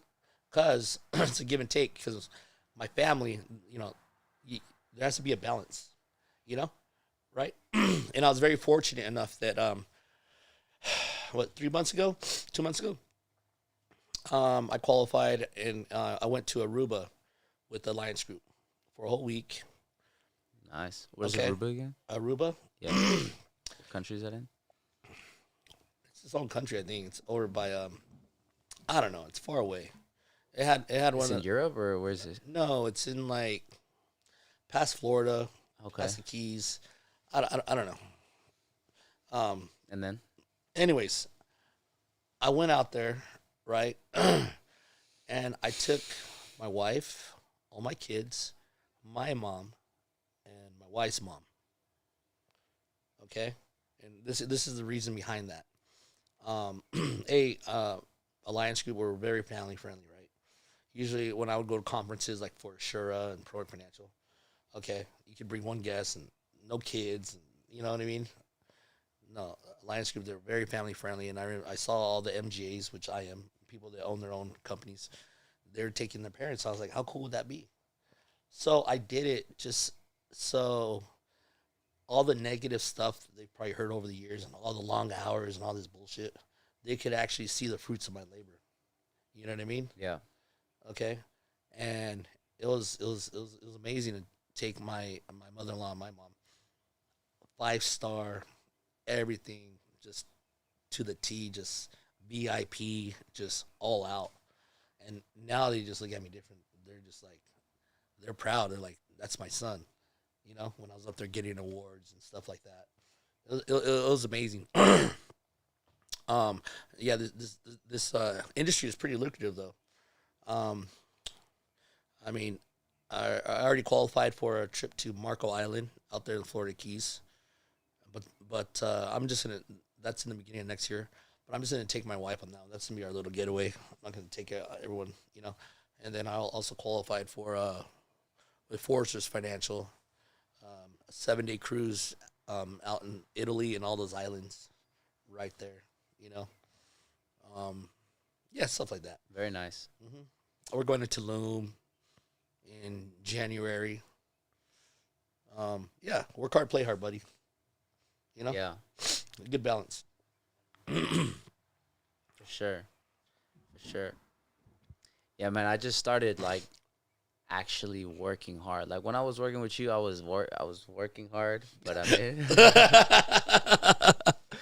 I was just spinning my wheels. I didn't really know what I would I know really wanted to do. I always told you. I was like, I could see it in your eyes. I was like, dude, you're soul searching, bro. Yeah, remember that? I don't know what to do.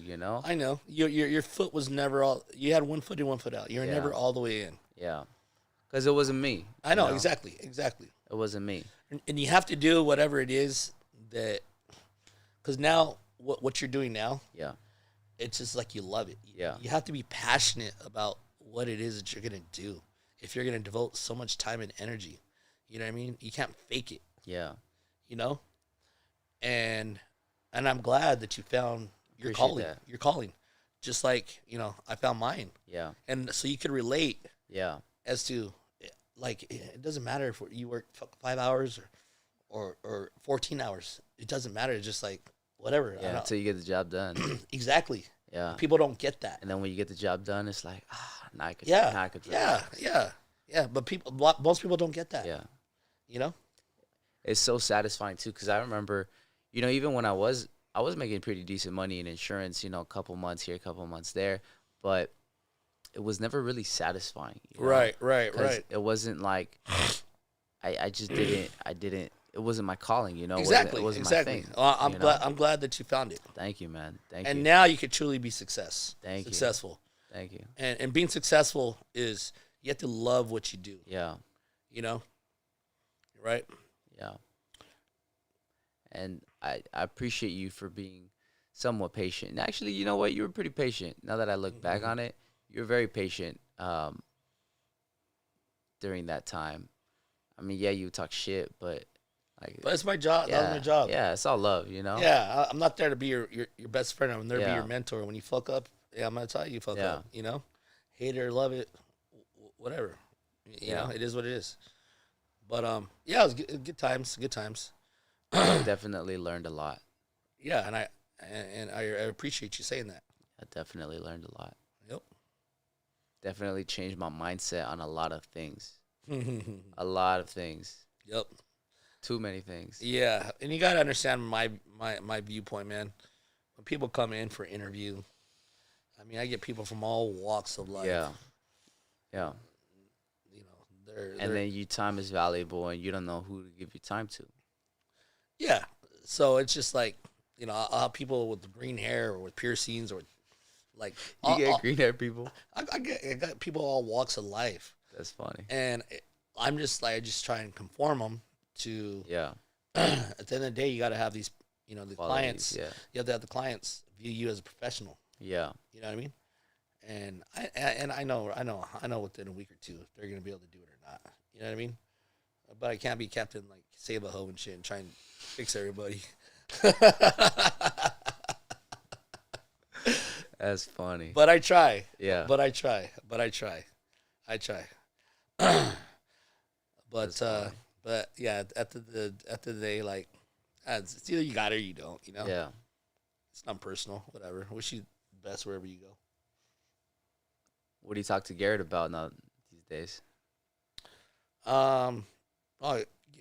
Garrett's solid. he actually really respects me. From same with you, with me mentoring him and stuff. He's working for AAA and stuff. Oh, he's still doing that? Yeah, that's good. Yeah. I talk to him on a weekly. Oh, really? Like that? Yeah. I saw him in San Francisco. I went up there like 3 years ago or something. Yeah, Garrett's a good guy. He's funny. And his buddy Reza. Are they still buddies? Oh, I don't know. But yeah, they lived together when I was there. Yeah, Reza's funny too. Yeah. Shit, man, that's such a long time ago, it feels. Yep. Like what, 4 years ago? Yep. Dang. 2016. 2017. Yep. Time flies, huh? It does. Does. About to wrap up this podcast here. What advice do you have for the youth that want to manifest their own vision for a brighter future? My advice, this is what I told my son. All right. Okay. It's probably not politically correct. That's good. It's probably not what people think. Here we go. All right. But my son, as I told you, he's going to Cal State Northridge in criminal justice, right? But I told him really what I wanted him to do is I wanted him to go into the military. Actually into Space Force. It's the 5th Division that President Trump started. It's through the Air Force. You have to go in the Air Force and then get in there, right? And this was the reason behind it. In 4 years, let's just say he did get in, he's gonna have all the knowledge and training about space. Okay, and that's our future. Okay, that's the future, right? You got all these billion dollar companies, you know, racing to get to space. And guess what? In 4 or 5 years, if he was to do that, man, he would be able to get an amazing job with just free training from the government, you know, or what have you. And he's learning about discipline. Okay, he's gonna get to travel around the world. I don't want him to get blown up. I'm not telling him to go in the army and you know be a grunt and you know none of that stuff. And even if he just stayed in the Air Force, like you know what I mean, they got like condos for those guys. But Yeah, they do live nice. he would get some real world experience, and when he got out, you know, he'd be what 24. I'm sorry, 22. And then he even if he wanted to go in law enforcement, Yeah. they hire people from the military. Yeah. You know what I mean? He wants to be a cop? Must be a CSI investigator or something like that. But here's the thing: most kids They don't know what they don't know what they don't know what they want. I remember I had him in my office here one day. I was like, you know what? Google how much CSI's investigators make. Like 60 grand? Yeah, it was some bullshit like that. And I showed him my bank statement from that month, and I mean, it was over 100 grand. Yeah. And I was like, okay. I was like, I know I'm your dad, and you're like this, and you're like, oh, I don't want to listen to my dad. Yeah. But listen, your dad's one of the best mentors around. You know what I mean? But at the same time, you got to give them their space and give them, you know what I mean? You got to let them be themselves or whatever. Right. You know what I mean? Because he was just at home playing video games all day and stuff due to COVID, locked in. So Excuse, but yeah. Yeah. So that's what I wanted for him.